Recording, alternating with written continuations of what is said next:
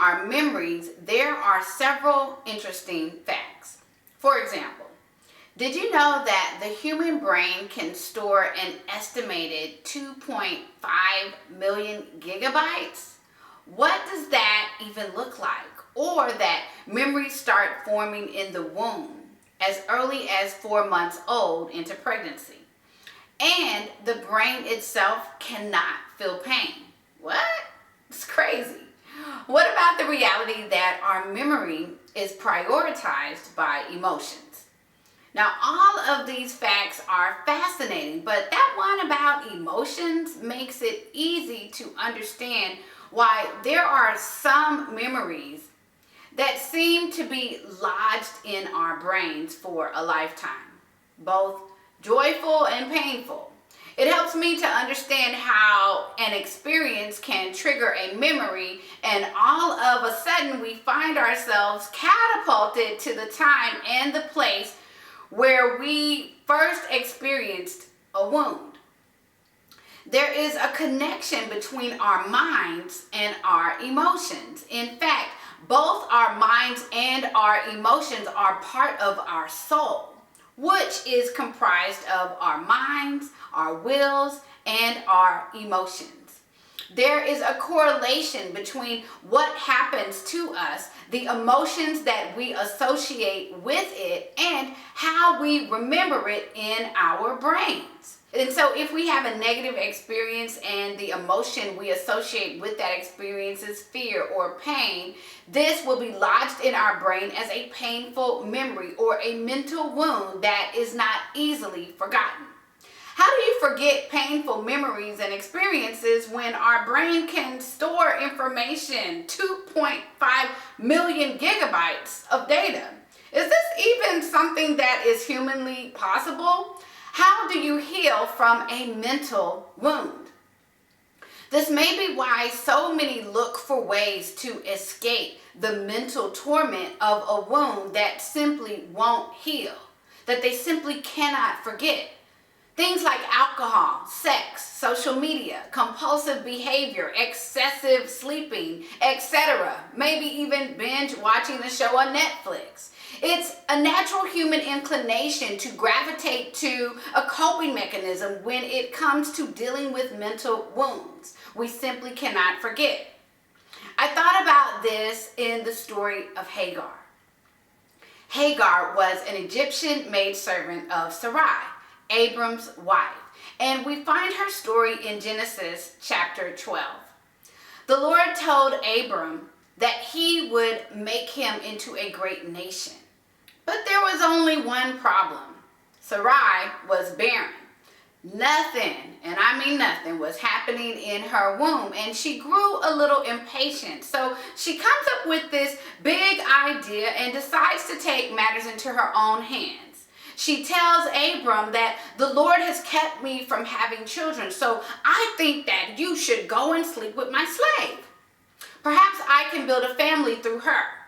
Let's all acknowledge that this was not one of Sarai's brightest moments and ideas.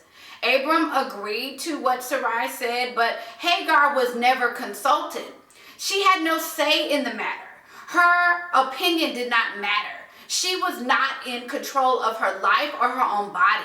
Hagar conceived, and when she knew that she was pregnant, she began to despise her mistress, and rightfully so. She had a negative experience and likely felt mistreated, and as a result, this became a painful memory that was lodged in her mind. I imagine she felt betrayed, isolated, helpless, and used and abused. Consequently, Sarai began to mistreat Hagar, and as a result, Hagar flees the situation out of desperation. This is where many of us can relate to trying to escape what's plaguing us.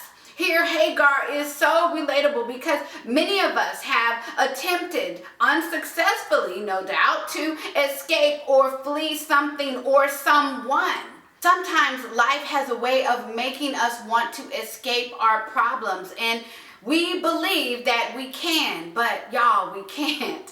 Hagar was so valued by God that he came and found her. He wanted her to know that even though she had been treated as if her life didn't matter, she was worth looking for. And she was not forgotten. She was worth his time and his energy. He wanted her to know that she was loved. This is true for you and for me. If you have found yourself trying to escape your mental wounds or a prison that you feel stuck in unsuccessfully, you are not forgotten. You are loved by God. Then something unexpected happened in this story. The angel of the Lord instructs Hagar to go back to her mistress and submit to her. What? That's not the way that the story is supposed to go. This isn't what we expect, nor is it what any of us want to hear. We envision God, the Father, as a rescuer. He's supposed to swoop down like Superman and remove everything bad from our lives. He's supposed to save us from our plights and our mental wounds instantaneously. He's supposed to make all things wonderful and new, but here we see that this wasn't God's plan. This isn't to say that he won't rescue you, but it is to say that it may not always be his plan. God's plan may be to teach us practical ways to respond and to heal over time from the wounds that are lodged deeply in our brains because of the emotions that we've associated with it. God's plan may be to walk with us as we overcome over time. He may use a support group or a counselor or meditation on his word. He may never remove the memory of the wound, but he may remove, and he is able to remove the sting. He is able to heal the brokenhearted and bind up their wounds, as it says in Psalm 147:3. He is able to help us renew our minds, as it says in Romans 12:2. It may not be a situation where our minds are drastically changed in an instant, but he may choose to walk alongside us, with us, as we overcome, just as he walked with Hagar. If you have experienced a mental wound, God's word has the power to transform and heal your mind. This is not magic. It's actually work, a partnership between us and God.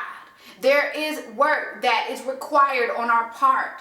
We may need to actively combat detrimental thoughts. We may need to find some accountability. We may need to seek some counseling, but healing is possible if we have experienced mental wounds.